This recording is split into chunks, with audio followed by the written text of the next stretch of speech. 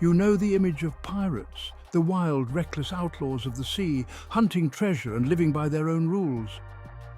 But what if I told you that these very pirates, infamous for their lawlessness, were actually some of the earliest practitioners of democratic principles? Yes, those swashbuckling villains were pioneers in governance, fairness and equality. Surprising, isn't it? Captains weren't kings, they were elected. And if they didn't lead well, the crew could and did vote them out. These pirate crews lived by written codes that ensured fairness, distributed wealth, and gave everyone a voice. Pirates, by necessity, created systems of governance that were radically different from the monarchies and empires of the time. But what drove these criminals of the sea to embrace such radical ideas? It wasn't just out of a desire for equality, it was a reaction to the brutal hierarchies they had escaped. In contrast, pirate crews, forged through their need to stay united, developed a system built on shared responsibility, equal voice, and mutual protection. Their codes were written down, much like early constitutions, to ensure that no one, even the captain, was above the rules.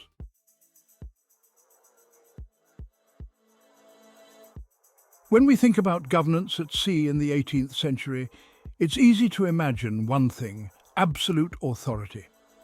On naval ships, captains were mini-monarchs wielding total control over their crew. But pirate ships? They were different. Pirates didn't tolerate tyranny, not from their enemies and certainly not from their own captains. While kings ruled the land, pirate crews voted for their leaders, held elections and lived by codes of conduct that even the captain had to follow. In fact, pirates were practicing democracy long before most European nations embraced it. Let's picture life on a pirate ship. Imagine a crew gathered on deck, having just returned from a successful raid. The captain has led them well, but tensions are rising. Maybe he's taking more treasure than his fair share, or making decisions that put the crew at risk. Unlike on a naval ship, where disobedience was met with punishment, the pirates have another option. They can hold a vote to remove him. Pirate captains weren't absolute rulers. They were elected officials, and if they lost the trust of their crew, they could be replaced.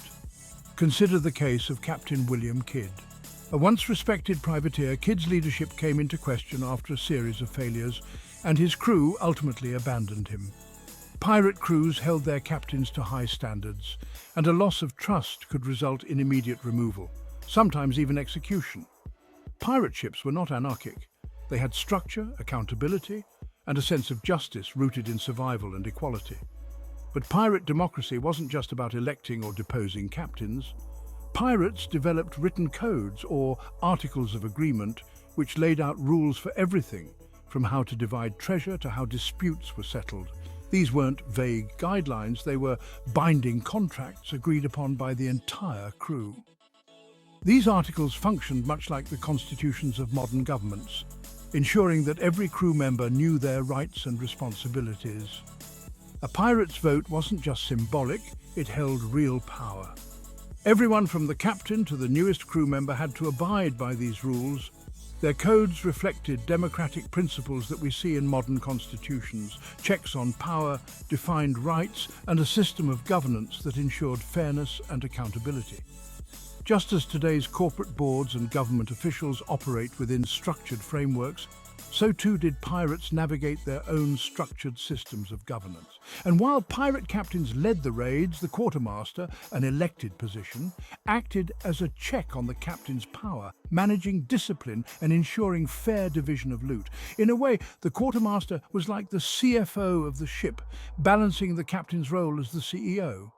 So why did pirates care so much about voting and fairness? It wasn't just about idealism. Pirates needed to stay loyal to one another to survive the brutal life at sea. A captain who hoarded treasure or abused his power could drive the crew to mutiny, and that meant disaster for everyone on board. Pirates knew that to keep the ship functioning, leadership had to be earned. A captain wasn't entitled to his position by birth or by title. He had to prove himself, continuously earning the loyalty and trust of his crew. Failure to do so meant swift consequences. It's a lesson that today's leaders, in both politics and business, would do well to remember. But what about the rest of pirate life? Voting was just one part of the system. How did pirates, living such dangerous lives, ensure that they were fairly compensated for their risks? The answer lies in something even more radical: pirate compensation agreements that resembled the early forms of workers' rights.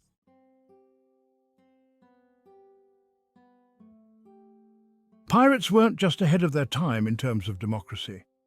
They were also pioneers in fairness and equality when it came to the distribution of wealth and compensation for risk. While European monarchies and navies treated sailors as expendable, pirates ensured that every crew member was compensated, particularly those who took the greatest risks or sustained injuries. Pirates had one of the most advanced systems of workers' compensation and wealth distribution, long before labour movements or unions even existed. Let's take a moment to understand what life was like on a pirate ship. It wasn't just about treasure hunts and raids. It was about survival in a brutal world where injury and death were daily risks. So, how did pirates manage the dangers of their profession? They built a system that ensured fairness, loyalty, and compensation. Imagine you're a pirate who's lost a limb during a raid. On a naval or merchant ship, you'd be left to fend for yourself with no compensation for your sacrifice. But on a pirate ship, you'd receive a set amount of gold, extra shares of treasure, or even rum, compensation agreed upon by the crew beforehand. This wasn't an act of charity. It was a pragmatic system of support that kept the crew loyal, knowing they would be taken care of if the worst happened. Pirate codes, or articles of agreement, often included detailed provisions for compensating those who were injured in battle. For instance, Captain Henry Morgan's crew was known to give a predetermined sum to any pirate who lost a limb or sustained significant injuries. This was an early form of workers' compensation, long before any such rights were considered by most governments. Pirates knew that in order to keep their crew united and functioning, fairness wasn't just an option, it was a necessity. But compensation wasn't the only area where pirates stood out in terms of fairness. Pirates divided loot far more equitably than the rigid hierarchical systems of Europe. While officers in European navies took the largest share of rewards, leaving ordinary sailors with almost nothing, pirates shared wealth in a way that motivated and empowered their entire crew. Every pirate ship had a set of rules that determined exactly how the spoils of a raid would be divided. The captain and quartermaster, of course, took a larger share, but the rest of the crew knew they would receive a fair portion of the treasure. This wasn't just an egalitarian practice, it was smart management. A happy, well-compensated crew was less likely to mutiny and more likely to fight with everything they had. This equitable sharing of wealth was revolutionary, and it laid the groundwork for ideas that would later take hold in labour movements and modern workplaces. Just as pirate crews worked as a collective, ensuring that everyone received their share, modern workers' rights movements have long fought for fair wages, profit sharing, and compensation for dangerous work. What pirates practiced centuries ago, whether they knew it or not, would become a cornerstone of modern labour ethics. So why did pirates care so much about fairness and equitable compensation? It wasn't just about treating everyone equally, it was about survival. Pirates knew that an unhappy, underpaid crew was a recipe for mutiny. Fairness kept them loyal, motivated, and united under a common goal: survival and success. But pirates didn't just practice fairness aboard their ships, they took these ideas with them ashore, creating self-governing communities like Nassau, where they built societies that rejected the rigid hierarchies of the outside world and experimented with autonomy and democracy.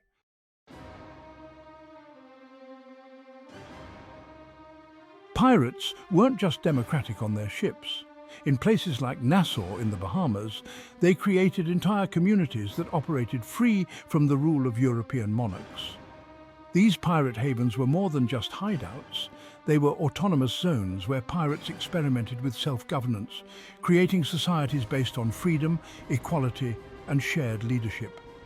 Could Nassau, the so-called Pirate Republic, have been one of the earliest experiments in democratic governance, long before the American and French revolutions?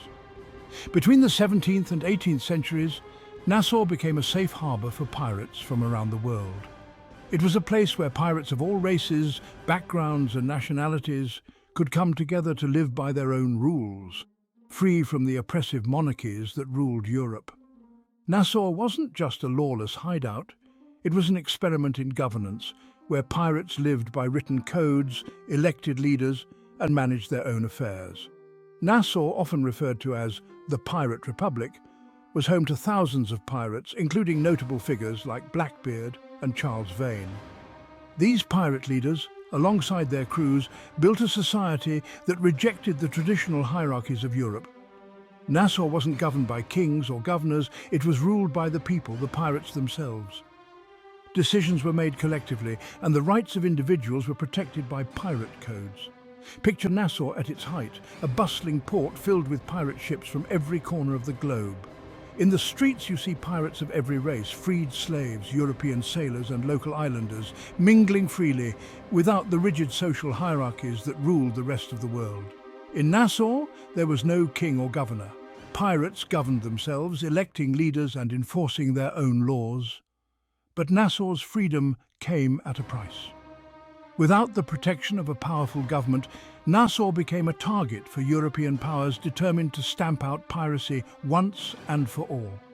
While the Pirate Republic thrived for a time, it was ultimately crushed by the might of the British Navy.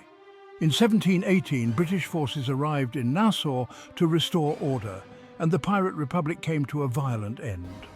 But even in its short existence, Nassau left behind a legacy of self-governance and freedom.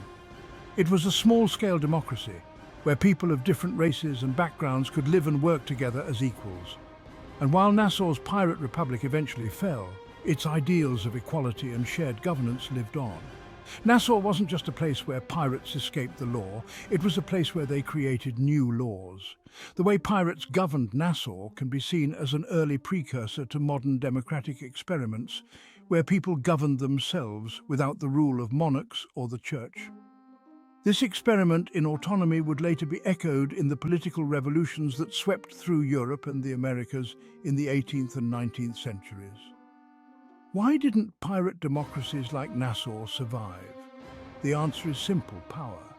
Pirates may have been ahead of their time, but they couldn't stand against the military might of the European empires. Nassau was crushed because it posed a threat to the established order. A small, radical experiment in democracy that had to be stamped out before it could grow. While Nassau's Pirate Republic was short-lived, it showed that democracy and equality could thrive, even in the most unexpected places. The pirates who governed Nassau may have been outlaws, but they were also pioneers in the fight for freedom and self-rule. From their ships to their pirate havens, these outlaws created systems that challenged the very foundations of monarchy and empire. But their legacy didn't end with Nassau. The democratic ideas that pirates pioneered would go on to influence modern systems of governance, labor rights, and even corporate structures.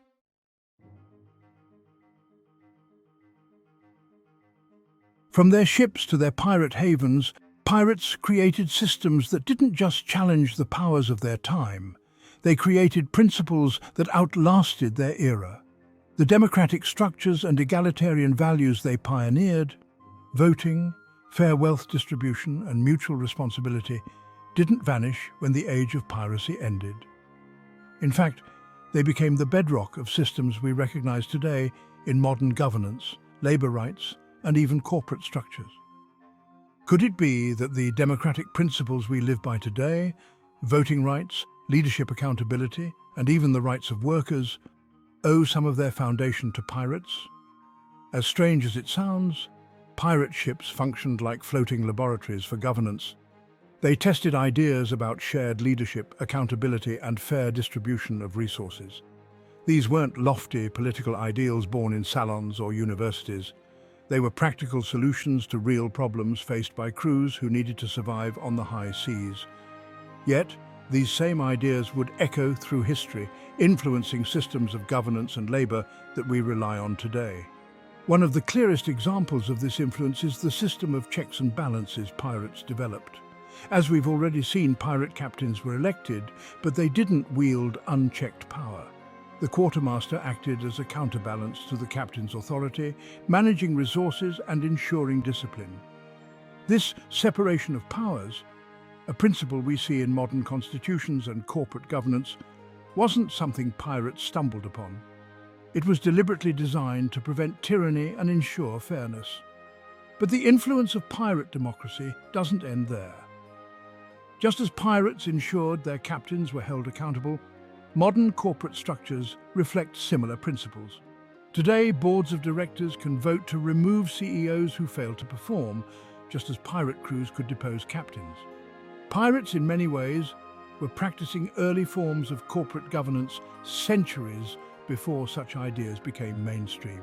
And then there's wealth distribution.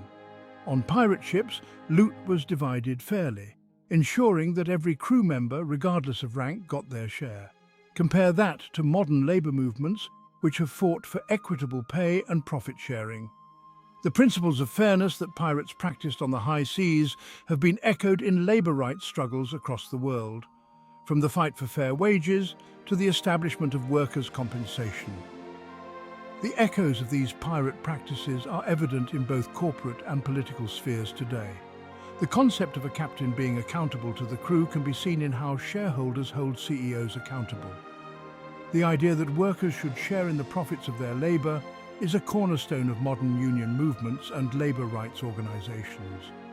Pirates who once operated outside the law helped shape some of the most fundamental principles that govern our working and political lives. How did such radical practices survive when pirates themselves didn't? How did ideas forged in the harsh realities of pirate life influence mainstream society?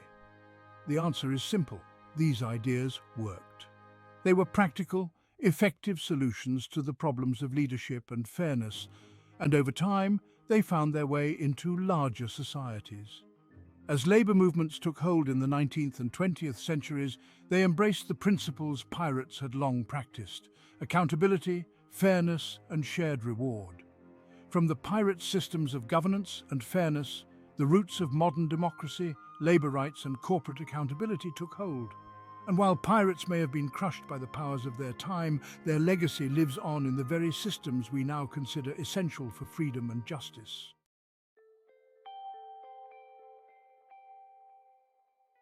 Pirates may be remembered for their daring raids, their treasure hunts, and their rebellious ways, but their greatest legacy lies in the ideas they helped to shape. Ideas about democracy, equality, and workers' rights weren't born in royal courts or grand parliaments. They were tested and proven on the decks of pirate ships and in the pirate havens where outlaws governed themselves. So, the next time you vote, receive fair compensation for your work, or see a leader held accountable, think about this.